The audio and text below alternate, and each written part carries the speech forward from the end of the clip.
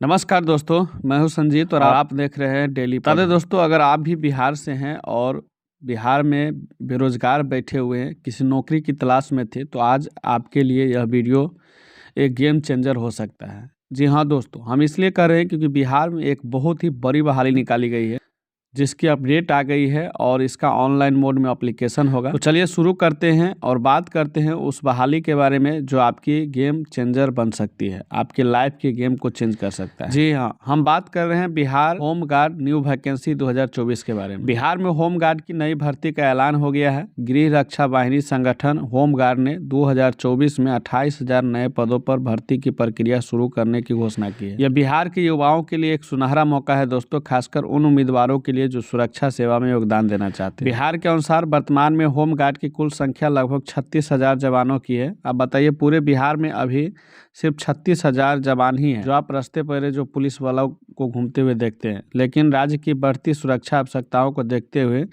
इस संख्या में विस्तार करने की योजना बनाई गई है और एक का एक 28,000 पदों पर बहाली निकाली गई। बताइए, 36,000 पहले से हो और लगभग 28,000 यानी उसके आसपास में ही यह बहाली निकाल दी गई है। दोस्तों, बिहार रक्षा वाहिनी संगठन की इस भर्ती प्रक्रिया की बात करें तो कुल 28,000 पदों पर भरने का जो लक्ष्य रखा गया है, इनमें से कुछ पद तकनीकी कार्यों के लिए आरक्षित होंगे, जबकि अन्य पदों पर सामान्य होमगार्ड जवानों की नियुक्ति की जाएगी।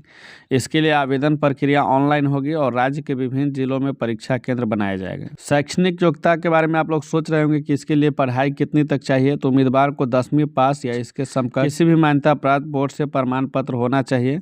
तकनीकी पदों के लिए संबंधित क्षेत्र में डिप्लोमा या विशेष प्रशिक्षण का प्रमाण पत्र खोजा जा सकता है, ठीक है। लेकिन सिर्फ आप होमगार्ड के जो है उम्मीदवार है, होमगार्ड बनना चाहते हैं, तकनीकी पद पर नहीं बनना चाहते हैं, तो आपको सिर्फ 10वीं या 12वीं पास होना चाहिए। ज़्यादा विशेष आपको पढ़ाई की जरूरत नहीं है। वही आयु के बारे में बात करें, उम्र सीमा के बारे में, तो आयु जो उम्र सीमा जो रखा गया है, सामान्य वर्ग उम्मीदवारों के लिए आयु सीमा 18 से 40 वर्ष जो और भी बहाली प्रक्रिया में रहती है, और जो आरक्षित वर्ग के उम्मीदवार हैं उनको नियमानुसार आयु में छूट दी जाएगी। इसकी चयन प्रक्रिया दोस्तों, चयन प्रक्रिया जो होंगी होमगार्ड की, तो इस भर्ती में चयन प्रक्रिया के कुछ मुख्य बिंदु है जिनको आप लोगों को समझना जरूरी है। कि चयन प्रक्रिया जो है मुख्यतः जो है शारीरिक दक्षता, जिसको फिजिकल इफिशिएंसी टेस्ट पीईटी भी कहते हैं, लिखित परीक्षा रिटन एग्जाम जिसको कहते हैं आप लोग, दस्तावेज सत्यापन जिसे आप डॉक्यूमेंट वेरिफिकेशन भी कहते हैं। तो इन बिंदुओं पर जो है चयन प्रक्रिया होगी। और शारीरिक दक्षता परीक्षा में उम्मीदवार की दौड़, लंबी कूद, ऊंची कूद और अन्य शारीरिक क्षमताओं की जाँच की जाएगी। लिखित परीक्षा में सामान्य ज्ञान, बिहार का इतिहास, गणित, तर्क शक्ति और सुरक्षा संबंधित सवाल